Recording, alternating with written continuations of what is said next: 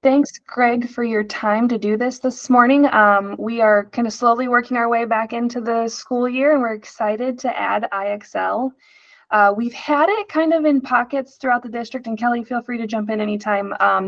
Some of our elementary teachers have had access, and then we've had some access at our high school with some intervention-based programs. But we're excited to be able to offer it for everyone across the district.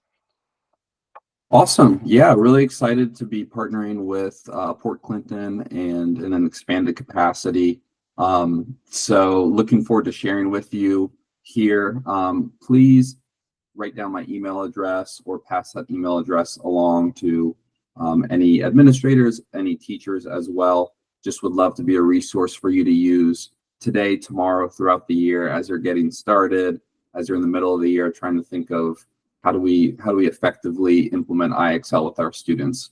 Be more than happy to assist you with that. Just making sure that IXL continues to be a valuable resource for you guys. So just kind of give a brief overview here before we get started, and we'll kind of go through things. If you have questions, feel free to just interrupt and ask that question. I'm more than happy to pause. I tried to make sure I wouldn't be oversharing during our 30 minutes today, so that way there is some time for questions throughout.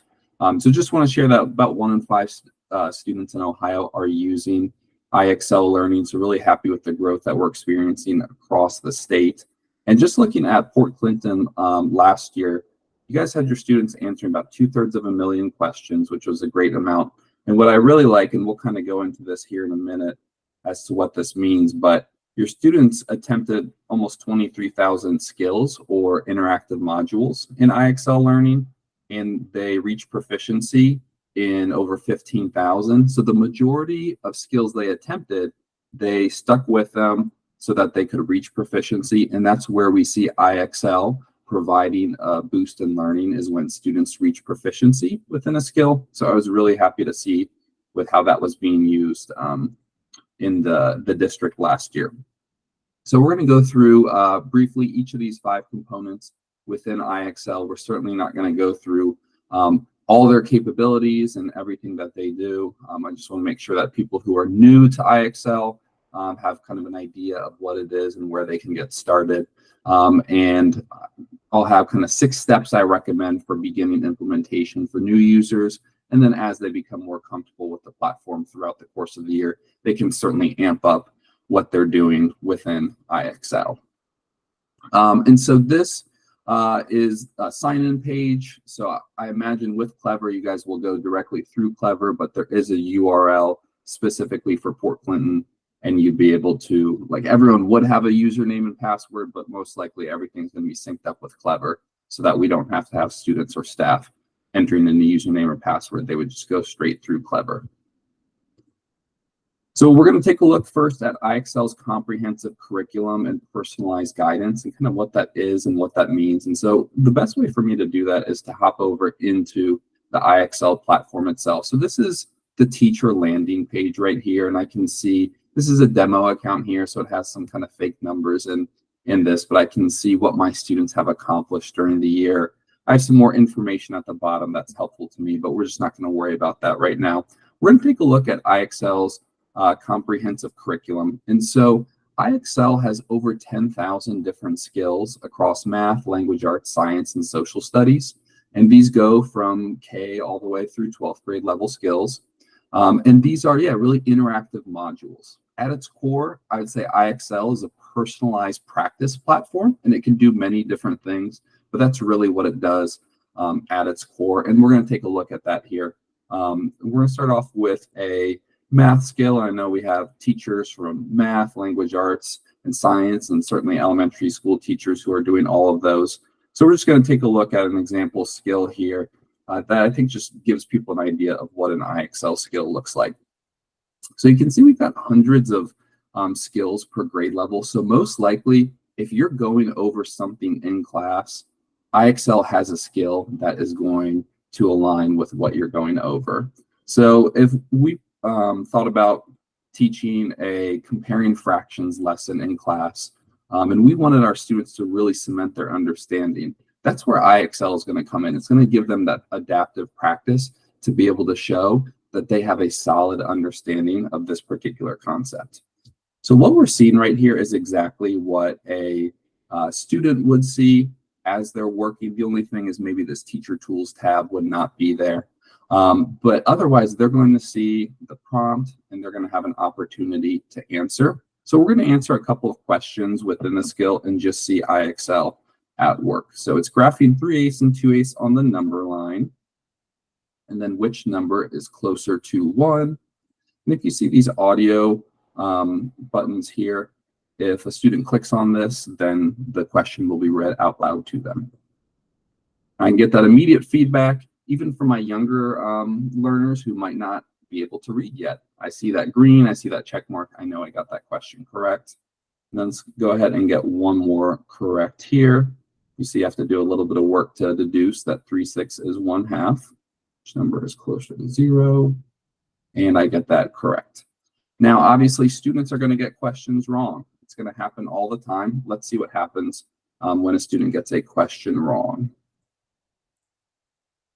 So we're going to see that we got the question incorrect. And then what I love about IXL is every question has what I call specific question support. So how did we arrive to the right answer for that specific question that I just answered? So this breaks it down into what 2/6 should be graphed, where 4/6 should be graphed, and then we're now comparing these points on the number line and it's telling us that 4/6 is closer to 1. So with every question in IXL, if a student gets it wrong, we have that specific question support as to how do we arrive at the right answer. And yeah, as we're going through different subjects with students of different levels, we do have this audio support, so that way the prompts or the answers can be read out loud to the student. And so we looked at, as we were answering those 3 questions, you might have noticed that this number was changing here on the right, and that is IXL SMART score. So that SMART score is kind of a proprietary proficiency measurement that IXL has, and it allows the student and the teacher to know just kind of what level of understanding they have within this particular skill. As I get questions correct, that SMART score is going to increase and the level of difficulty of questions is going to increase as well. As I get questions wrong, that level of difficulty is going to decrease. And so the idea is we want students to work until their SMART score gets to an 80. That means they've reached a level of proficiency within this particular skill. If a student were to start off answering questions and just get all of them right, it's going to take them about 10 to 15 questions answered correctly to be able to get to that 80. But certainly if they get questions wrong, they're going to have to answer more questions right, just because they're losing some points on the SMART score when they get it wrong. We don't want this to be a source of stress for students, so I recommend a couple of things. You see this time elapsed here. It might be advisable of, hey, after 20 minutes, if you're not at an 80, I want you to pause. And then as the teacher, I'm going to come and have a conversation with you. And we're going to talk through what are some of the areas that you're struggling with. I also recommend having students only work to an 80, even though the SMART score goes up to a 100. A SMART score of 100 means a student has mastered the skill, and any question we throw at them, they're going to get right. A lot of times that is a source of frustration for students, is when they're working towards a 100 rather than an 80. And they're going to spend more time going from 80 to 100 than from 0 to 80. So that would be a personal recommendation. So this teacher tools allows me to see the different levels that we have incorporated within the skill. So we are removing some supports as we're moving from level to level within the skill.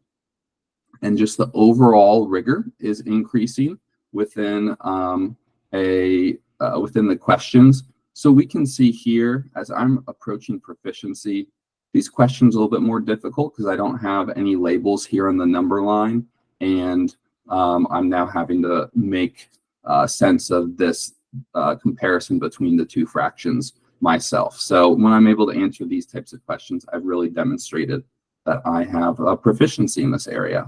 So I'm going to pause real quick just because I went over quite a bit. Are there any questions that I can answer right now for you guys? Greg, I'm wondering, when we first get started, does the teacher decide which skill set, or, if I just want kids to practice kind of a variety of things, how does it know where to start them?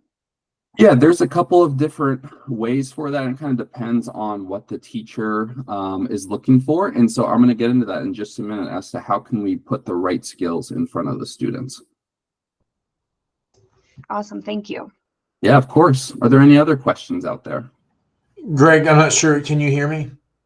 Yeah, I got you, Kelly. Okay, good. I do have some questions for later, but to follow up on Chelsea, there are some diagnostics within IXL, yes? That is correct. Okay. Yes. All right. Yep. And so those can certainly be incorporated. We strongly recommend using the diagnostic. I think something that separates us from some other programs is the diagnostic is not needed to start practicing in IXL, but certainly for you to best personalize learning for your students, we recommend that diagnostic for math and ELA. All right, so with math and ELA skills, we're going to incorporate the SMART score here. Since you guys do have science, I did want to show you just one science skill very briefly, just to show you that those work a little bit differently in terms of the scoring. And those, rather than levels, they're divided up into stages. And we can see here, to advance to the next stage, we need to answer 3 questions correctly in a row. And so I still get the same thing of, I know exactly when I'm right. And let's get one wrong and see. So then once again, this blue section, which is new, kind of provides the overall concept that's going to remain true question to question within this skill. And then this orange solve section is where we get that specific question support. So I can see, why was the impala the correct answer rather than the hyena? If I'm not able to read this, I can click on that audio support to have it read out loud to me. And so then this is in 3 stages. We can see in stage 2, we're now having to choose 2 animals out of the 3 choices there. So we're just kind of increasing difficulty from stage to stage, but there's not that SMART score. We just need to get 4 correct in a row here at stage 3 of 3 to reach proficiency in this particular skill. So that's going to be how science and social studies skills work. And so Chelsea had brought up a great question as to how do we find the right skill for us to work on to get in front of our students. And so you can certainly go grade by grade, and it can be a little bit overwhelming just because there are so many skills out there. So some other options for teachers of finding the right skill with their students would be using topics. So topics are broken down into a unit that is being studied or a particular lesson. And then I can see all the way from pre-K through 12th grade skills, capitalization skills. And what I like about this too is there's a lot of overlaps. So if I have students within the same class working at different levels, I can assign maybe my on-grade students this correct capitalization errors for 6th grade ELA, and students who are working above grade level but are in the same class, maybe I'm going to assign them this 7th grade skill. As far as assigning a skill goes, we try and make it really easy. The star here, if I click on it, it's going to go to all of my students. If I hover over this star, I get a drop down, and I can organize this skill to be assigned to different classes, or you can actually go in and create different groups of students. So if I have a particular intervention group within a class, I can create that group. I can click here individually, or to get the skill in front of students individually. So you try and make it really easy with getting those skills. And then when a student logs in, that skill that you just assigned will be at the top of their landing page. So another great way of getting the right skills in front of students to figure out what do I want my students to be working on would be through what we call skill plans. So these are clusters of skills that IXL has intentionally put together. And they are divided into a couple of different ones. So we have skills that IXL has created specifically, We are on Ohio's approved reading intervention list, and we have a skill plan for reading intervention with students. We also have state standards. So if I am a 5th grade ELA teacher, I'm really wanting to teach to the standards, I have the standards here on the left and all corresponding skills for that 5th grade Ohio learning standard here on the right. I certainly don't need to use all of these skills with my students for them to demonstrate proficiency of this particular standard, but I have a lot of options. And speaking of which, this kind of brings me to one aside here in terms of the usage of IXL and how often and how much. We see the most learning when students become proficient in 2 skills per week in a subject. So that's typically about 15 to 20 minutes per skill. So 30 to 40 minutes per week in a subject becoming proficient in 2 skills is what you need. IXL certainly doesn't have to be something that takes over what a teacher is doing. It's there to help them, and it's there to be used 2 to 3 times a week. And then going back to other skill plans we have textbook skill plans. So is there, what math textbook do you guys use in the district? We have a mixture. We've got Eureka for K-2, I believe, and then we're iReady 3 to 5. Okay. And so, Kelly, I can't remember the middle school. Is it called Reveal Math or Broad Reveal? Okay. Okay. Yep. And the high school doesn't have like a dedicated. They kind dedicated of one. build it as they go, sort of thing. Yeah. Yep. That's great. So we have Eureka right here. The iReady math textbook is in the works for IXL, so that should be coming out probably later this fall. And then we have Reveal Math right here.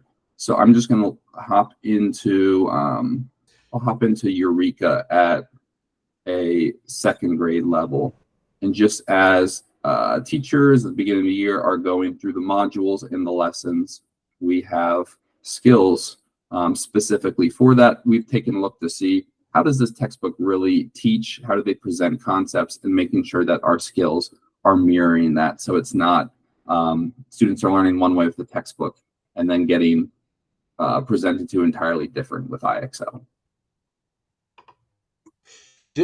There's probably nothing in there for Delta Math. That's because that's kind of a supplemental piece, but I was just curious if there is. Correct. Yeah, there's nothing with Delta Math since that's an entirely different like platform for supplemental learning. Yeah, I mean, I am going to hit return whenever you get to these in the comment section. I don't want to take you off course. So. Okay. Yep. And something I can do as well is I can pin a skill plan, so that way it's at the top of the skill plan page for myself. So that way I don't have to scroll down to this every time.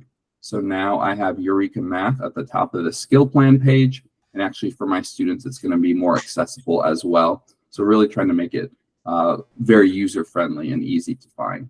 And then last skill plan to go over is we do have, based off of scores for benchmark assessments that you do, you can input the scores and it will generate skills for a student to work on.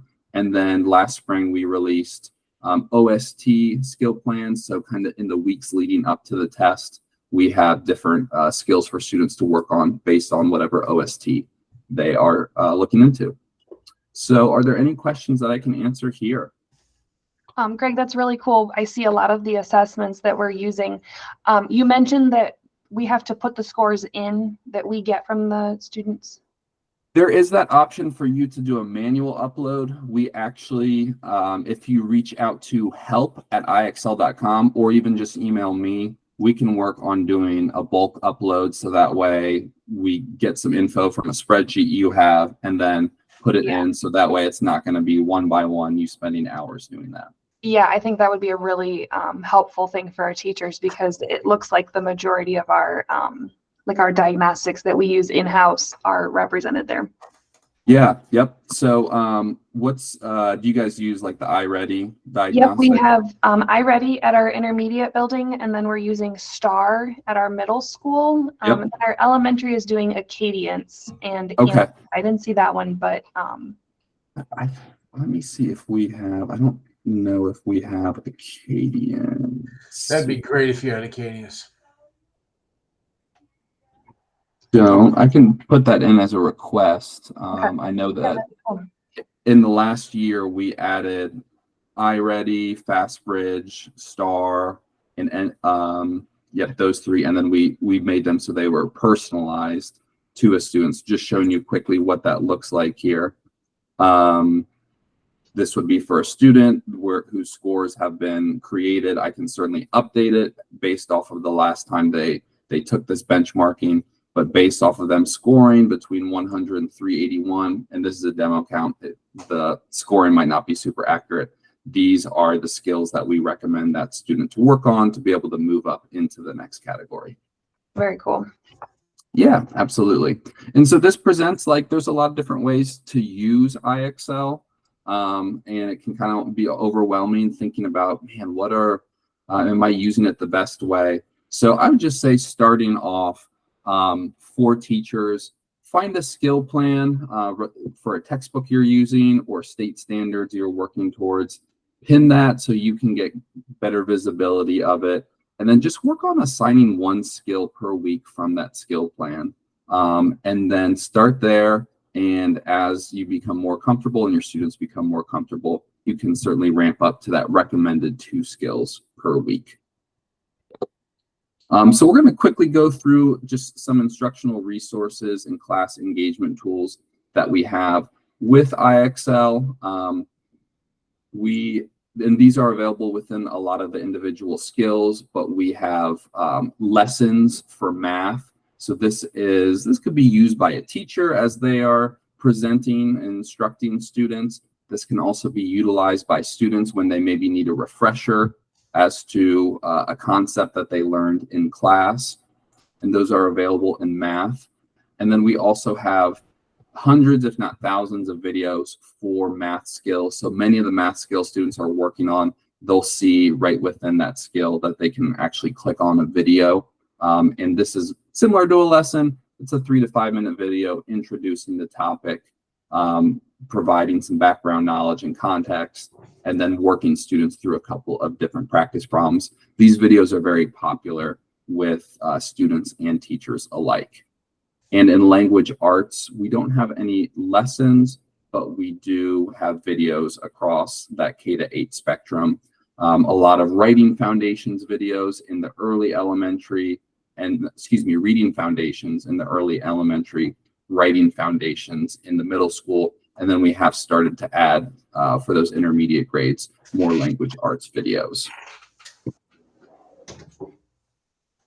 And I wanted to, let me go into the skill that I was showing you earlier. Here's where the example is. Here's where students can click on a video. We have a lesson down here.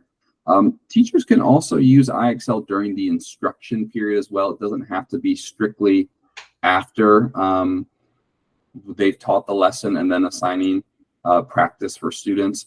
They can use what's called this group jam. And what this is going to do is, rather than differentiating the questions for each student like we saw in the skill work, where no 2 students are going to get the exact same questions because they're working through it at different paces, this group jam allows all students to see this question right here. So particularly if a teacher's kind of going through the I do, we do, you do model, this is maybe great for the we do section of that. And so all students will see this here. As a teacher, I can see students as they're answering. Once I see everyone's answered, I can click move to review, see who got it correct, see who got it incorrect, and what they put for their incorrect answer, who didn't answer, and then just get an idea of how many students got it right or wrong. So based off of that, do we need to go over a question at that same level of rigor within the skill? Do we need to do a harder question? I can certainly add more skills within, so it's not just one particular skill. So maybe if we're focused on some review before a test, I can put in multiple skills here that cover a unit for us. At the end of a group jam, I will also get a report so I can see question by question how the class did, and then student by student how each individual did as well. And then the last thing I want to show you with instructional resources and class engagement tools is something called Live Classroom. And Live Classroom allows you to see students working in the IXL platform in real time. So I can see that 12 of my students are using IXL. I can see that 2 students are idle, so they have this pause icon. That means they haven't answered a question for a few minutes, so maybe I need to redirect them to be on task. I can see that 3 of my students may need help. They have that caution icon, and the card is that red-orange color. That means they've gotten 3 of the last 5 questions wrong, so maybe I need to provide some intervention for them. I can see their SMART score, so how they're progressing through a skill. This paper airplane icon allows me to send them a message in case there's something that they need to see on their screen. So it really allows you to have an idea of what your students are working on, and you can make sure everyone's working on the correct skill that they're supposed to within IXL. So just going to pause real quick here. Any questions I can answer? Greg, it's not really a question. I was kind of digging around some of the textbook things while you were demoing that, and it looks like our CKLA is in the textbook section, so maybe not necessarily to go with the diagnostic. But for those of you that are on, all of our ELA programs are also in the textbook section as well. So we'll be covered both math and ELA. That's awesome. That's great. And so is Acadience with Amplify? Yeah, so Okay. Amplify, no, wait, hold on. I think I might have that backwards. They're separate. They're separate, yeah. Okay. Yes. Okay, they're separate, but you guys have that. Yeah, we do have that CKLA. Yes. Acadience is the assessment. Amplify is the book, right? Right. Okay. I'll still ask about that Acadience assessment. I hear it being used enough that could certainly be something that IXL would benefit from being able to offer. So I'll let you know if I hear anything. Awesome. Yeah.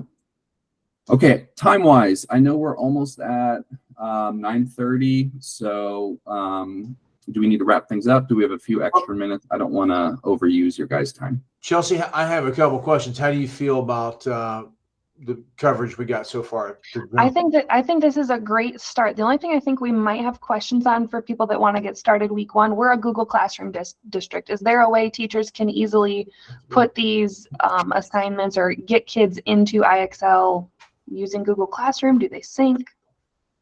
Yes, they do.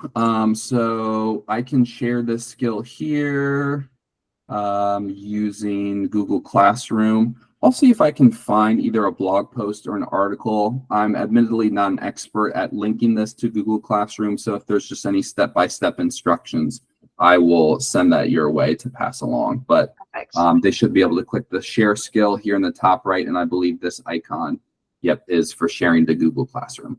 Okay, thank you. That was my only one, Kelly. You can ask your question. Yeah, my camera's in the wrong spot. Sorry. I get updates like every other day from IXL about new features and things like that. And I noticed just a couple quick ones. You don't have to elaborate on much, but one, we've had some English learners come into the district, and sometimes that can prevent a real opportunity and challenge for our staff and students. And IXL said they work with, like, I think over 70 languages. I was wondering if you could speak on that. And then I'm not sure how much our high school would use IXL. We certainly don't want kids, on there for long periods of time. But I did see an update that said there could be an ACT prep plan created based on skill usage. Could you speak to either of those? Yep. Great questions. I'll speak to both of them there. So if I go into my profile and settings as a teacher, I have a couple of options with my students. So I can also hide the grade level. So rather than seeing that a student is working on a 3rd grade level skill, it would just say level D. If you have students who are working below grade level, then this might be a good option for them. That way, we're not hurting any levels of confidence there. I can also hide a timer because that can be stressful for students. And then that audio support, that icon we saw where it would read aloud, automatically does that through 2nd grade level skills. I can come in here and enable that for specific students up through 10th grade level skills. I can also, to your question, Kelly, enable translation support. So I can find a student and I can pick the language, their native language. And then what it's going to do is there's going to be an icon, kind of like that audio icon.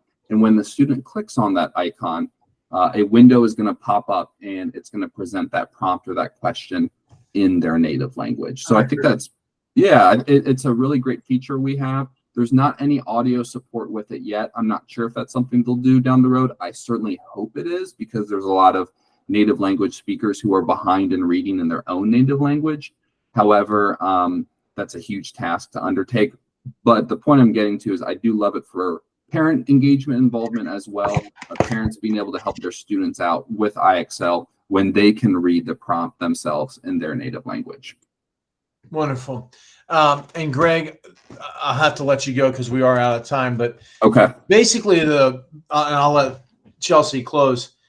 The way I see IXL perhaps maybe being best used as a high dosage tutoring, intervention, and enrichment opportunity that teachers can use to help students. Does that sound like a fair summary? Yeah, I think, yeah, certainly enrichment and intervention. And we weren't able to get into the diagnostic assessment portion of it. I apologize for running a little bit over on time with that. But so certainly there's a lot for intervention and being able to nail down from the diagnostic where students need intervention. But I'd also say just taking a look at the skill plans and the amount of skills that we have to offer, that group jam where it's presenting everybody the same question. This can certainly be utilized by teachers a couple of times a week, of where, yeah, the best way for my students to practice this particular concept that I've taught them is in IXL. So yes, enrichment intervention, but also everyday learning. Okay, great. I'll let Chelsea close. Looking at that dashboard you're on right now, is there like a set of tutorials or something like that that teachers could jump into? Yep. So my recommendation for a teacher would be to get into our resources page, and I will send Chelsea that link so teachers can just click on it and it will get them here. But we have a teacher toolkit for being new to IXL, implementation guides. We launched these minis, which are 1 to 2 minute videos going over some of the things I did today, other important parts related to these items here. So this resource page is going to be super helpful for teachers. Appreciate you, Greg. Thanks, Chelsea. Thanks, everybody who showed up. Yeah, thanks, Greg. I think this is good to get us kind of started, and I'm sure, like you said, we'll have more questions as we get rolling. We do professional learning sessions all school year, so I'm sure we'll hit you up a little later on, and maybe we can dive more into that diagnostic piece once, yeah, absolutely. once the dust settles a little bit. Yeah, yep, for sure. That would be awesome. And yeah, please reach out anybody anytime with questions, and however it can make IXL more successful for Port Clinton, I'm certainly here for that. Awesome. Well, Thanks, Greg. I'm going to turn off the recording.